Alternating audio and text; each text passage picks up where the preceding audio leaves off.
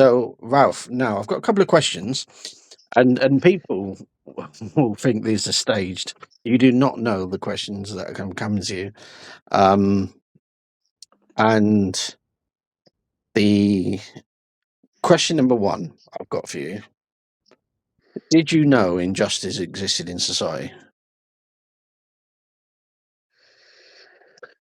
Well, I think, not to the scale of what it's at, but there's lots of problems, isn't there, over the years. Yorkshire Ripper case. I think when you go back to the 1960s, I think the Met or whatever they were called then were corrupt. There was a lot of backhanders went on. Bankers used to be corrupt with cash flying around. So yeah, I think I mean, all these police officers just know they can do what they like because they're virtually untouchable. So I'm sure it's widespread. I never for a moment thought that Cedric was. The whole family thought that he was whiter than white, and we had to be on our best behaviours, but we didn't know that he was the double dealing us lot, and quite happy to put me in prison with my son and his son. Uh, but if I mean, I'm a straight guy and what have you, and even though what I've been for, I'll continue to be straight. I've got no.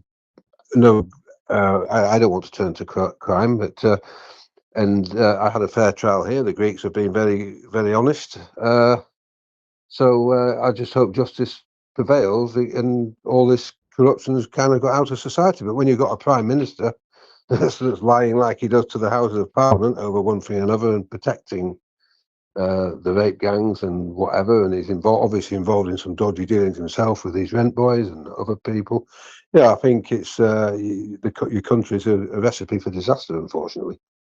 Okay, just led to another question now. Then before the other question I wrote down, I don't normally write stuff down, but whilst you talk about the injustice that you've learned, right, about that you learn, that there's injustice there, right? How did it make you feel? Did you feel like actually you want to basically fight against injustice? I know the answer, if I'm perfectly honest already, because this is where it gets really interesting. So basically, where you've identified injustice, you've listened to it and just carried on with your life. Would that be correct? Uh, well, obviously, I spent 4 years in prison. I've got all No, these you prison sentences misunderstood. for crime. You Oh, misunderstood the question. So okay, basically, sorry. right, you've heard about injustice Yeah. and you just carried on with your life. That'd be correct, right? Well, yes, I suppose so. Yeah, because Mhm. without being ignorant, I would say it's not really my job, but of course it is.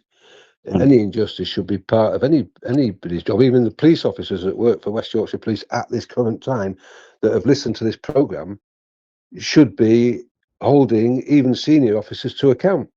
Yeah. Okay, this is my next question, and that's you. I agree with you. That's exactly. Uh, I heard about stuff like this, and I just carried on blindly. The and So I'm making a change in some respects. Okay, this is another one, right? And what is it like to suffer from injustice? How does it make you feel and your family? And because a lot of people will believe that you're a fucking criminal.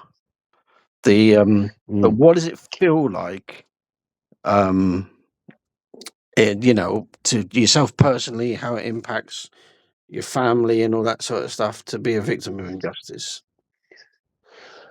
Oh, well, it must affect people differently, mustn't it? I think hopefully I'm the sort of guy that the higher the mountain, the greater the reward. You can't predict a thing like a flood, and you can't predict a thing like an miscarriage of justice, but they obviously can't go on. The So I think that fortunately I've been able to hold the whole thing together, do my prison sentence, and it's great. Your program and yourself have probably been the greatest help. My own solicitors and my defence should have done what you did as the trial was going on, if it should have even started. Uh, so uh, like I think the last two episodes of, well, and what's to come as well, have really exposed it. And Yeah, you sat in the prison for 4 years. Okay, it's as if it never really happened. I don't go back for it. I mean, and I do have faith as well. I am a believer, and I think that these things happen, and you're given these tests. But if you've got your faith, you'll get through it, Gladys. All right. Okay. Thank you. Yeah. I mean, human mentality, to be honest, is we somehow have a mechanism in us to forget about all the trauma that we've gone through. Like, for example, going in prison. The and then the problem is though. Well, yeah. It's different characters, brothers. I mean, I'm sorry to interrupt you, but different characters. People. I've just read a case here where a girl was raped at work in Barrow, I think, somewhere, as a 16-year-old, and she wasn't taken serious, and she ended up committing suicide. And so I think a lot of people, the statistics, maybe not as strong as what I am, wouldn't be able to cope with this, and the people ended their lives, because and this is what the absolute bastard is Cedric, what he's done to me, and then to use my family to go against me, and knowing that Stephen Thomas was a rapist, and now we've exposed O'Gara, we've got Manning, we've mentioned the two biggest crooks is Alistair Bateman and his wife, and we've got Koza Hussain now. It's all out there, so it's horrendous what they've done, and they just go on gleefully as if nothing's happened. Okay, so that's the end, and apologies about the bleeping in the background. That is because we've had to do this final little bit by an alternative method. Ralph, enjoy yourself. Ralph, do you know what though? Right in the background, because I know you're an extremely busy, lazy man that always goes to restaurants and all that sort of jazz. Be interesting if you can see a statistic on the amount of people that don't actually come out good the other end.